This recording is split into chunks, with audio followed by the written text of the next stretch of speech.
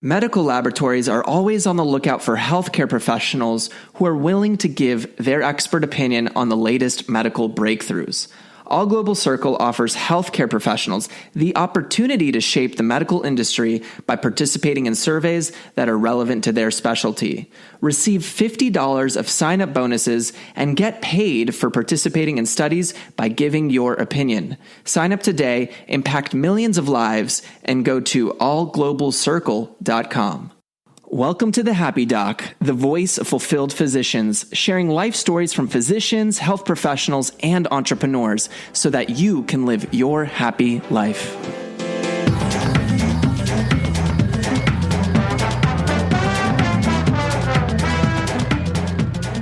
Hello, everyone, and welcome to another episode of the Happy Doc. I am always excited. You guys know this by now. I'm super excited every time. But now we got Keri Roberts on board, and I'm really excited for this conversation because one of the things that you talked about beforehand a little bit is your passion for mindset. Clearly, living a fulfilled life is going to require the proper setup for us to really, execute on a happy and fulfilled life. So, Keri, thank you so much for hopping on. Thank you. I'm excited to be here. I'm always on the other side of the podcast, so I'm excited to be interviewed and be a part of this as well. I know your partner, Neil, he's fabulous. So excited to meet you too. Amazing. So you're involved with several projects. So can you touch base with us on some of those podcasts you're working on? Yeah. So my podcast is Ordinary People Doing Extraordinary Things. And I've had it for 5.5 years. And it's really a lot about mindset. It's about showcasing the everyday people around us doing and being great, and then kind of giving mindset education as well as actionable tips and tools. So done over 450 episodes. So we've been going strong for a while. And I have other clients that I work with on branding, community building. I used to host the Inside Voice podcast, which was all voice technology. And I also host the B2B Tech Talk with Ingram Micro, which is all technology and cybersecurity. So I get to meet wonderful people all day, and I really enjoy it, and I love it. That's amazing. And again, 450 episodes, that is quite a feat. Clearly, you are passionate about, that podcast and obviously the other projects you're working on as well. Now, that's a lot of human beings to talk to, right? That's a lot of interviews. That's a lot of shows you've been putting out. Are there common threads? I know you get this question all the time, but are there common threads of these ordinary people doing extraordinary things? That's a great title. I love it. But what are these people doing that might be a little bit different that allow them to get to the next level? So I think, I started this podcast in 2014, again, with this idea that there were amazing people around us every day. And that just because you weren't famous or maybe you didn't have the wealth to be able to get this recognition doesn't mean that you shouldn't. And so it started with kind of interviewing people I knew to, honestly, a lot of people I have on the show. That's the first conversation I ever have with them. So people I've just researched and found and thought they were doing something interesting. And after doing it for a few years, I asked the question you did of what makes somebody go from ordinary to extraordinary? What makes that difference? And how do we define extraordinary? And so for me, it was really about mindset, what's kind of changing. And so initially on the show, I interviewed a lot of psychologists and therapists, and we've had various experts on and done, various tips and tools as well. But I think the idea of extraordinary, the definition is different for everyone. It's similar to the definition of success. And I kind of define it as your ability to live your full, wonderful, unique self, doing things that you love and spending time with the people you enjoy most. That is my mantra. That's what I try to live by every single day. And when you have these conversations with people, they're doing that too. And you hear their journey from when they weren't to when they are. And it's never a perfect science. And it doesn't mean it always stays that way because things change. But it's really about defining what extraordinary means for you and then going into what creates a great mindset as well. Yeah. And that makes a lot of sense, right? Because success and extraordinary, that idea, it's going to be a little bit different for everyone, right? So my extraordinary life is obviously going to be different than your extraordinary life and, whoever we talk to. So I think, that makes a lot of sense for us to be able to define that and make that really personal. Now, I'm very curious, you've gone down this path again. You've had so many conversations with people. I know there has to be a fire in there for why the heck you're doing this in the first place. So is there a story underneath this? you said 2014. Was there something around that time that you're like, I have to go for this? Was there something in there? So since I was a kid, I've always cared about other people. I've always noticed the person that was being picked on or the person that wasn't chosen. And like, how could I make them feel a part of what we were doing? Always trying to be inclusive. So I owned a dance studio for about 7 years, and it was actually a very similar concept. This idea that there were people that wanted to dance, but because they weren't the best, they weren't allowed to. And I thought that was ridiculous. I felt if somebody wants to do it, you could teach them. And had built this amazing studio of people of all different backgrounds and ages, a lot of adults that came on. And so then it was like this podcast. It was the same thing. I was listening to podcasts in 2014, which was still pretty early compared to now.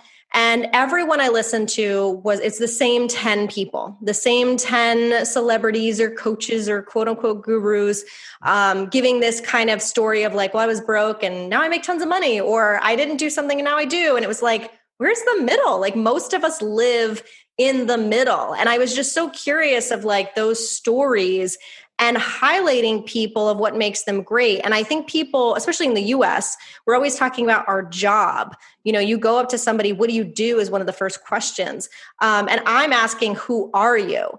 It's not about what you do, but who are you as a person? So when I have these conversations, some of them are quote unquote successful business men and women, but a lot of them are moms. I have a mom who her and her son were sick and they decided to start living in national parks and how that changed their life. I actually had a doctor on, a pretty famous doctor, and he talked about it wasn't the surgeries that he did, but the thing that mattered most was kind of this element of the universe or God and how that played into things and how he was with his patients and how sometimes you just have to care and pray and that would make a difference.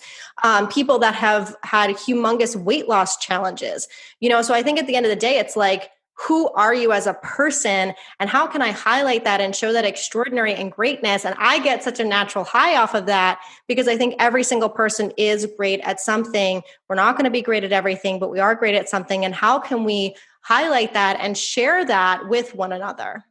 Yeah. I love that. And I think it's so true, right? We often aspire to be someone, right? We are often looking at these people, like you mentioned, the top 10, whoever, right? But what's so interesting about what you said is you realize that there's a lot of people kind of average or that have some skills or who have, general like life with a family and a blue collar job or what have you. But still in there might be some aspects of how we get to our next level, not the top level, but our next level. So with that being said, are there, again, with mindset and everything, are there certain habits or tricks or actions that you've noticed have allowed people to maybe improve or enhance their mindset? Yeah, I've been thinking about this for a long time. And I think about where does mindset come from, first off? So we have to look at that. Most of our mindset comes from how we were raised. So how we were brought up, from our parents. If we didn't live with our parents, whoever we lived with, that's a lot of where our mindset comes from, our immediate family. Then it also comes from culture. So culture meaning what time period were you born in? What economic status were you in? It could be what race you were in. What was kind of going on culturally around you? People who are in their 20s are going to have a different mindset than people in their 50s a lot of times because of the cultural component. The other piece then becomes later in life, the experiences you have in life. So were you married? Did you have kids? Did you lose someone? Did you have a job and lose all the money? Did you make a ton of money? All of those experiences make a difference. And then the other part is, what is the content you're consuming? What are you watching? What are you reading? What are you listening to? So if that's what forms our mindset in the beginning, we then have to figure out, well, we've got to change all those things. And when I think about it, we can only change if we want to change. So nobody's going to change their mindset if they don't want to. And we see that a lot. We see that a lot in politics. People are like, that's how I am. I'm not changing. That's fine. If that person is happy the way they are, we can't change anyone. We can only change ourselves. So we start looking at, okay, how do I change my mindset? Well, if we talk about how we were brought up in parenting, past experiences, culture, that's where I usually will tell people a therapist or psychologist can be really helpful. Someone who's sitting with you and getting you to figure out, what happened? Why did it happen? Why does it upset you? How can we kind of create these new concepts? Then you're really looking at, okay, how do I surround myself with the right people, right? Who do I need to let go of? Who do I need to add in? For some people, I've talked to kids, teenagers, and they're just not in a great home. And so they don't have the choice to leave. And so this is where the content piece becomes really special and why I love podcasting, right? You can put someone else in your ear and listen to them and listen to who you want to be and the information you want, even if the people around you are not. So it always goes back to, okay, how do I deal with some of the past issues I've had, the cultural issues I've had? How do I create, new experiences with new people? And then how do I inhale positivity, as I like to say, and really get the right content? What am I watching at the end of my day? Do I need to stop watching news? Do I need to read new books? Do I need to listen to podcasts? Whatever it is. And those are the tools that start to change the mindset little by little every single day. Yeah, I loved everything you said. Obviously, my background is in psychiatry, and I do a lot of work with, the psychology of the mind, and it's absolutely true. The genetic makeup, the environment, the culture you're surrounding, obviously the experiences, all those things they can be mental weights, right? And in your mind, and hold you back from, maybe there's this fire, this person, this spirit, this energy, whatever you want to call it. There's something inside of you that maybe wants to be more, but you just are constantly being weighed down. And you bring up, really great points about that. And the consumption piece, what I loved about what you said there is, I'm sure you've heard the quote, but if you're starting to hang out with people who are higher energy, who are, doing things right, who have that right mindset, who are taking action in their lives, it rubs off on you. And that environmental piece is so important. It reminds me of Tony Robbins. He has this idea of like state, story, strategy. I don't know if you've heard that one, but the state is basically your energy level. And I think it's so important sometimes that people don't think about how our energy level has a huge impact on our mindset, right? So if you're more exhausted, you've had like maybe a bad meal, maybe something happened earlier in the day, your state's going to drop and you're not going to feel as energetic. And then all of a sudden you're going to have an argument with your spouse or an argument with your friend. And that's not like you, right? But your state drops. And so I think it's very important what you said with the consumption of material, like what material are we watching? What are we putting into our bodies? How are we resting? That energy component, I think is absolutely valuable. So with that being said, what do you surround yourself with? Like, what are you consuming? What gets you into a state of feeling more uplifted in your life? So I am someone who feels deeply. Anyone that's in the psychology space has heard that term before, meaning like I am just an emotional person. If I watch a commercial and somebody's crying, I'm crying. I'm excited. I'm amped up. Like I feel deeply about everything, which is a good thing and a bad thing sometimes. But I think like for me, I'm very much a feeler and I'm very much checking in with my emotions of how do I feel about this work that I'm doing? How do I feel about this individual? And it's not always like one instance, right? Because like you said, emotions can change and sometimes we're not in a best state, but is it consistently coming up, for your work? Let's just use that as a big example where you're just like, oh, like I'm not excited about this. I am like procrastinating. I'm done. It's generally a sign that it's probably not the right fit. And sometimes anymore, sometimes it was for a while, but we get bored and we want to do something different. And so I always check in with that pretty consistently. So I challenge people to spend time alone by yourself. I think during this COVID time, a lot of people have done that. And I've seen some beautiful progress. People really finding clarity in their life. And like when I say by yourself, I mean like no one else around, you're not on your phone, people aren't, interrupting you, like by yourself. I prefer to be out in nature. I live by the beach. I go to the beach a lot. I journal. Sometimes I talk out loud. Sometimes I'll write stuff down. And I just kind of put out like, what am I feeling? What do I want to be working on? And it helps me process so much. So as much as an extrovert I am, my real alone time is so crucial. And I think a lot of us don't do that because we can be scared what we might find out. If you sit with yourself and you find, oh my God, I actually don't like my work. That's what I've been doing my whole life. that can be really scary, but it's the first step in understanding like, okay, like what can I do to shift? Who do I need to talk to? What do I need to read? It goes back to all these things we're talking about.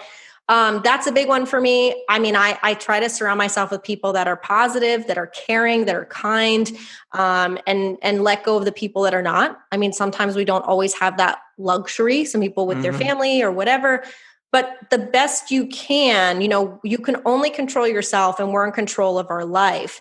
And so anytime I'm getting upset or something's not working, I always ask myself, what can I do to contribute to control this situation in the way that I want? And sometimes it is leaving a relationship or leaving a job. And other times it's, oh, well, if I talked this way, that would give me a better response. So it's really kind of a mix of surrounding yourself with the right people, but really that alone time, journaling, nature, figuring out what works for you.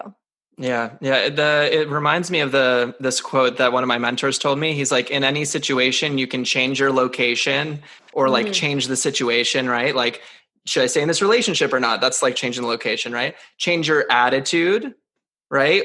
Like maybe you need to look at this thing a little bit differently, or accept it and do nothing. And that's fine too, right? But there's only a few options, but it reminds me of, again, that and kind of the almost like the not stoic philosophy, but like the serenity prayer, like know what you can control, know what you can't control, and take action on that. I also really like the idea that you talked about with, and I saw this on your website as well, is the idea of silence and the idea of space and the idea of self-reflection. And I think, and I'm sure you're going to agree with me on this, I think we're in a famine, or our society is deprived of silence. Yes. We're constantly bombarded with, the latest TV shows, social media, Netflix, whatever. And so we're constantly being bombarded with information. So number one, we have to vet the information we're consuming, which you mentioned earlier. But then number two is, when are we building in silence? Like, when are there these gaps? And so like, you mentioned like with COVID, right? Now there's a lot more reflection time and there's silence. So can you talk to me a little bit more about that reflection piece and silence piece? Yeah, I think, like I said, I mean, I did it before COVID. So to me, it wasn't an issue. I had been married before and I was divorced. And I think when that happened, that was a time to be really reflective. Anytime, for now, a lot of people have lost their job, right? Anytime kind of something major happens, you're forced to figure out, like, what am I doing? What's going on? What's happening? And you're forced to sit by yourself. And there are times, this is not necessarily an easy thing. There are times you're just crying. There are times you're angry. There are times you're confused. Sometimes you're like, universe, give me a sign. But I think it's being patient with yourself. Sometimes it is meditating and just being quiet, and the answers kind of come. For me, through that process of divorce many years ago, it was so strange to me because obviously I was spending so much time by myself and reinventing so many things. And something so strong, I was living in Virginia at the time, said to me, you need to keep doing the podcast and you need to live closer to New York. And I don't know if anyone's ever had that before, like strong, like I wasn't necessarily thinking of it. I wasn't writing it. It was like this weird message of like, you need to do these two things. And I was like, okay, I'm from New Jersey. I'm moving back. Like I immediately, I had no questions. Like, I'm moving back. I'm going to keep doing this podcast. I don't know what's going to happen. And it has been amazing having followed that. And I've asked other people, have you ever had those moments? And some people will say no. And I always ask, well, are you spending time by yourself? Because you can't get them around other people. So for me, that's happened. During COVID, I've had a very close friend realize that they are trans. And it was something that there were things that were going on, but it was kind of like, push it aside, talk about whatever. And now I talk to them and they're so happy as they're going through this transition. And again, this idea of being your full unique self. So it's different for everyone. It could be a work thing, a relationship thing with yourself, with others. I don't know. But it is a process, but you have to spend time by yourself.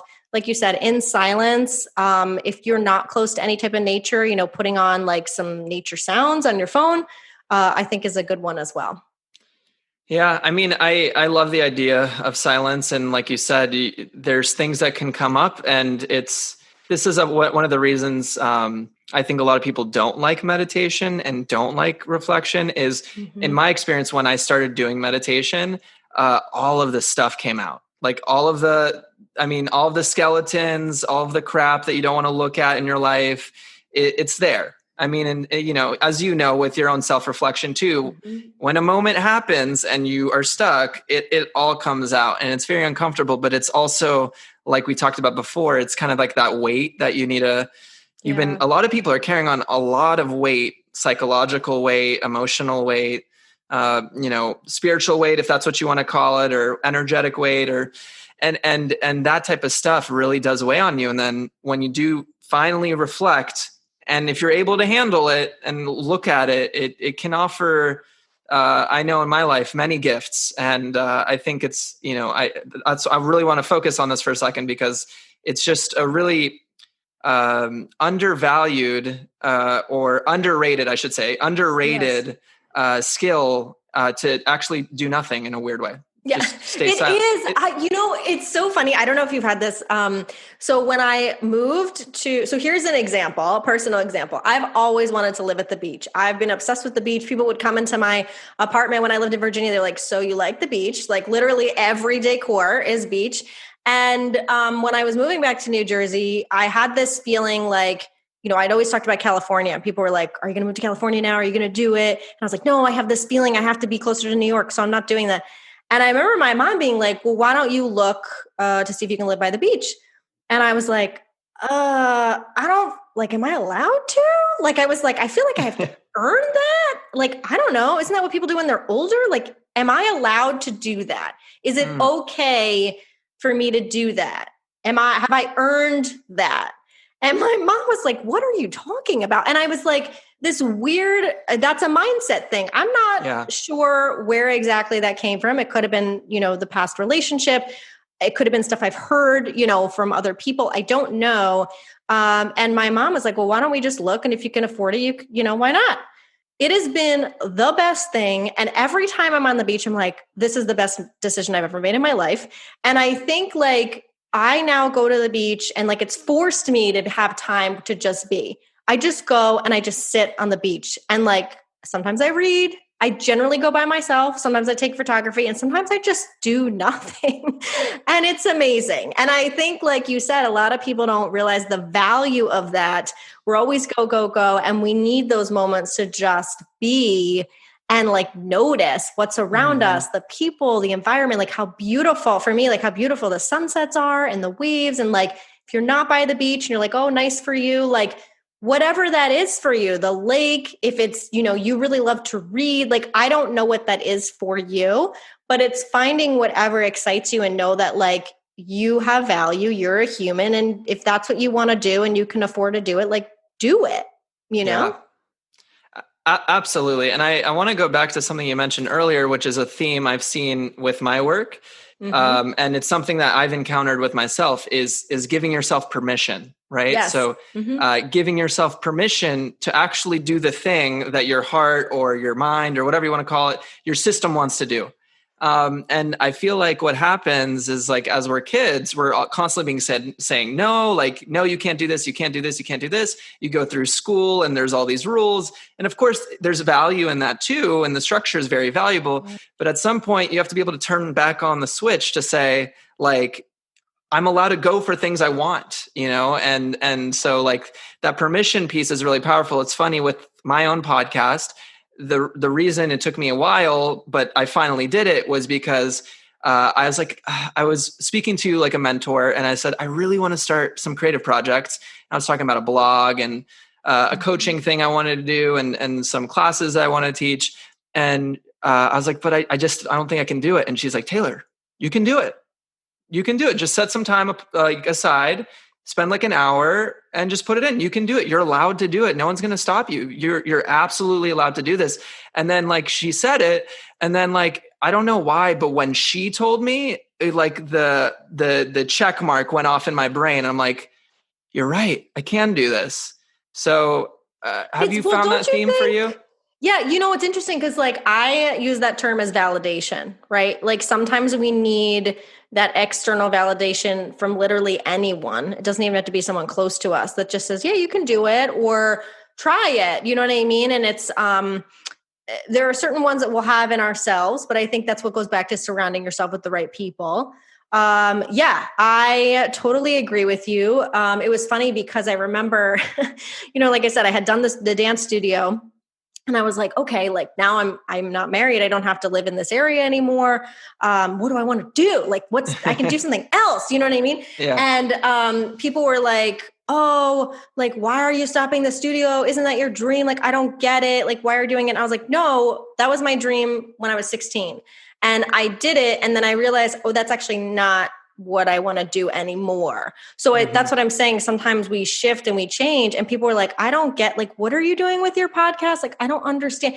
And like, you have to remember that when other people say that, it's because they can't understand what's going on. They're not necessarily trying to be rude. It's just, they don't get it. And so you just have to like, let it go. Easier said than done. Not saying I do that all the time. But I just knew, like, in my heart, it's like, I have to be close to New York. I have to do the podcast.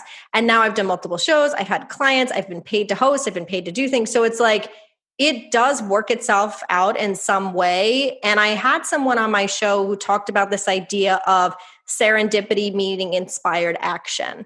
And I love that mix because serendipity is kind of things that happen out of nowhere but make sense. But then you still have to take the inspired action. You still have to do something based on something you feel. And the importance of those two things. And I loved how she said that because I was like, yes, that's exactly how I feel about it. And I'm sure, as you know, I mean, if you're a business owner or you start any project, there are days that you're on this high and you're excited and you love it. And the next day you're like, what am I doing? So like, that's a normal process too, right? Don't you feel it? Yep. Absolutely. I mean, earlier this week I was on fire, and then some days like you're just like in this lull. And like today was kind of the day where I felt like I was busy, but I didn't really do anything. And I feel like sometimes there's these days where you're just on it and you're being productive. Mm-hmm. So absolutely. And then, I mean, this isn't, again, I'm not trying to say psychologically speaking, but like there are phases where you're kind of almost like manic and you're like almost like, it's like almost like too much sometimes. And then there's times where you're like super down and depressed. And I think that's just like a natural cycle of business building. It's kind of a wild ride. Well, I mean, that's life. You know what I mean? Yeah. We all, again, you learn so much from interviewing people. Another woman had said, she started doing some sort of like chart of like her life and like when she was happy, when wasn't, whatever. And she's like, I looked at it and she's like, it looked like a heartbeat.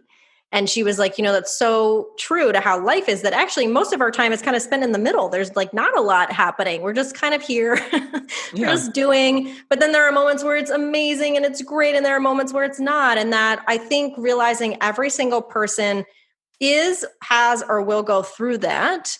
And that, we will, in the end, like, we'll be okay. It doesn't mean it will be okay, but you'll be okay. And that, it may be challenging, but there are other people that have been through the same thing. And I think, when you reach out and you talk to people, you'll be surprised when you hear people's stories like, oh, I've been through that too. And like, it's matter of fact for them because it's over. And so there's just a lot of resources out there. And even if you look on social media, people are always putting their best forward. Nobody's going to put out when they're upset or when they're angry or fighting with someone. Some do, but most are not. And so it's just remembering like, that's just a piece of someone's life as well. Yeah. Yeah, absolutely. And you bring up a good point. We kind of alluded to it previously, but is the idea of like perception, right? Like when you are watching these people's highlight reels, right? You're watching your friends who are entrepreneurs or whatever, and they're kind of like, oh, I did this today and I did this today, but you don't see the grunt work that they're doing. You don't see the hard days. You don't see the days that they don't believe in themselves. Do you have any like thoughts around how you deal with, or from your guests, like how to deal with the perception of others? We're talking a lot about change right now in this conversation, and a lot about like shifting the way you think and changing your mindset and maybe doing something that you would like to do. But how do you deal with, and again, we talked about changing your surroundings and the people you work with, but how do you deal with it when you have loved ones, you have people that you're close to, but they aren't on that kind of growth mindset, or they're not on that positive mindset, and you still love them and you still appreciate them, but their perceptions are really hurting you. Like, how do you manage that? Yeah, I mean, again, I everything I'm sharing, like, it's definitely not a perfect science, and there are some days it works and some days it doesn't. I think every single human being is totally different. You may do something with someone else, you're like, oh, it worked on them, why didn't it work with this person? Because we all have unique stories and backgrounds and experiences and triggers and issues. And so I think it's remembering that first and foremost. It's always, I thought about the other day, I was like, it's when most people fight, it's actually the same fight.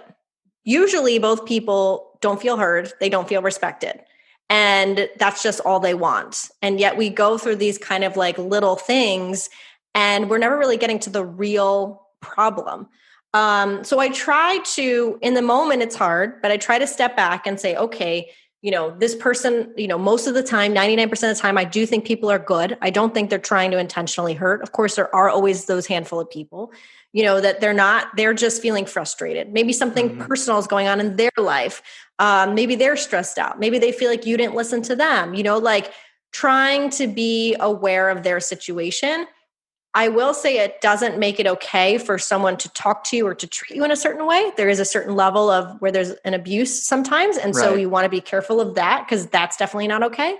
But I try to be compassionate to why someone feels that way, but then it's also creating boundaries. And so sometimes the boundary is I'm not going to interact with this person. Sometimes it's I'm just not going to talk about these topics with this person. Sometimes it's okay, like even though I want to give an opinion, maybe it's not the right time to say it, that it's not going to do anything. So it's again, it's not perfect, but I try to think of things in my head. Sometimes I overthink and then try to play them out. But again, we can only control ourselves. So there's nothing you can do. And if the best thing for you to do is just cut it off, to not interact with that person, that might be the best bet. But I usually find choosing certain topics. Like I remember I had an old family friend that was like, didn't get entrepreneurship. And like anytime I talked about my business was like nasty, negative. And I would go home all upset. And then I was like, wait a second, why do I even talk to this person about it? So when they would ask, how was work? I was like, good. And then I'd like move on. And what a difference that made, because it just was like, I'm not saying anything else about this topic. And we talked about something else. So again, it's like we do have some control over what we allow and what we don't. Share the stuff with the people who want to hear it and who care. Yeah. And like that last section you talked about, like, it reminds me of this idea that like, look, if you believe in yourself and you're finding your personal success and you're feeling and you're seeing that like progress, even if it's small, you don't have to tell people about it. Right. Yeah. And it's like, if someone gets it, they get it. And if they don't, they don't. And it's fine. But it's so true. Definitely early on, right? Like when you're starting a new project, you want to tell everyone and you have that excitement and you have that like, and then it's true too, that belief power. If you share it with the wrong people, it can cut that fire, So I think that's a really valuable point of sort of being like thinking about who you're sharing things to. And if they don't believe in it, fine, whatever. I always give this quote. My dad has said this to me since I was a kid. He always says, Keri, 10% of people get it. 1% really get it. And I've talked to a ton of people. He's right. And what that means is like, they get it about life. They get your values. They get what it means to be a good person. It's in some ways kind of upsetting to hear that statistic. Yet at the same time, I think it's very true because as we just talked about, you're talking about people's upbringing, their experiences. They have not decided to improve themselves or work on themselves. And so you're dealing with people like that. But for people who have that growth mindset, who are willing to learn and to be open, those are people to be around. And I've had times where I thought somebody, was one of those people and then they weren't. So it's really, again, sometimes a small group of people that really get it and that really get you and that want to do what you're doing and value you. And that's okay. And we live in an age where everybody wants 1 million followers, but I always would rather have the quality. I'd rather have 5 people that get it and love what I do and I appreciate them and 500 that don't. It makes a difference. Yeah, absolutely. And for some people, they might want that popularity, right? And I think that again comes back to, what's your personal style and what you're really looking for. What's something that has been, and I know I'm putting you on the spot here, but what's something that has been maybe more game changing for you? Maybe a habit you've changed, maybe a routine you've changed, maybe a purchase you've made. Has there been anything within the last like few months that you feel has been like allowing you to be more impactful? I probably would say it's the alone time thing. I think making time to just be. It's much easier for me when it's nice out, right? Because I feel like this pressure of like, it's nice out, I need to go outside. So like making time for that and allowing myself to make time for that and say, you know what, it's okay. Because I used to feel like guilty, like that I live at the beach. I would feel guilty if I would take a walk during lunch, like, oh, I should be doing more. I'm not doing enough. I'm never doing enough. And like, again, I think a lot of people feel that way. A lot of Americans feel that way. But understanding it's okay. You are enough. You have done enough. Like it's important for your well-being to take an hour of time to exercise, to move. So reminding myself that and then actually taking the action to do that has been huge. So generally almost every day I end my day being outside in nature in some capacity, even if it's for a few minutes. Sometimes it's a walk, sometimes it's sitting outside. But it makes such a difference for my well-being, and it has in the last couple years as well. Yeah, the slowing down piece, at least, I can speak to myself, having those moments allows you to then interact with whatever else that you're doing, I think, in a more effective manner. There's definitely been times as I've been practicing my own mindfulness, I'm like, oh, I used to be in an argument about this thing. Like this conversation would have led me to this negative consequence. But now I'm like, I'm just going to watch this pass by, So I think that's really true. I think, being more is very impactful. So thank you for that tip. I asked you lots of questions, Keri. I've drilled you at this point. Is there anything you want to share to the audience today? Again, you've done a tremendous amount of work in various, different areas. Is there something that you would like to leave with the audience today? I think nothing I'm going to say is new information. I think at the end of the day, to remember that you're in control of your life and you're the only person living your life. No one else is. And so you have to figure out what are the things that make you happy. It's not somebody else's responsibility to do that. It's yours. It's not your parents or your spouse's. And so taking the time to really figure out what that means. And it doesn't have to be a work thing, but just understand like you are in control of your life and how you live it and what you want to do, and to take action to get as close to how you want to be living as possible. Amazing. Love it. And how can people reach out to you? So you can check out the podcast. It's called Ordinary People Doing Extraordinary Things, wherever you get your podcasts, or at my website, thebrandingconnection.com/podcast show. And I'm also under my name, Keri, Keri Roberts, on all social platforms. So if you want to find me on LinkedIn, Twitter, Facebook, happy to connect. Thank you so much, Keri. You dropped some great insight. I thought that was a really valuable conversation. We didn't even hit the technology piece, but part of that is because I think you just provided like a lot of insight that I think this is one of those conversations people will listen to, and it's going to make them reflect, and it's going to, make them think about that change. And I really appreciate you providing that insight. Thank you so much for your time. Thank you so much, Taylor. It's been a pleasure. And that's the episode for today. I want to thank you so much for listening to the Happy Doc podcast. Again, this is a podcast that is going to inspire you as a physician, as a health professional, as an individual to be fulfilled in your life. So please look out for the other episodes in the Happy Doc. If you enjoyed today's episode, please leave a 5-star review on the podcasting application of your choice. You can also reach out to us by emailing thehappydoc1@gmail.com. I'll see you on the next episode.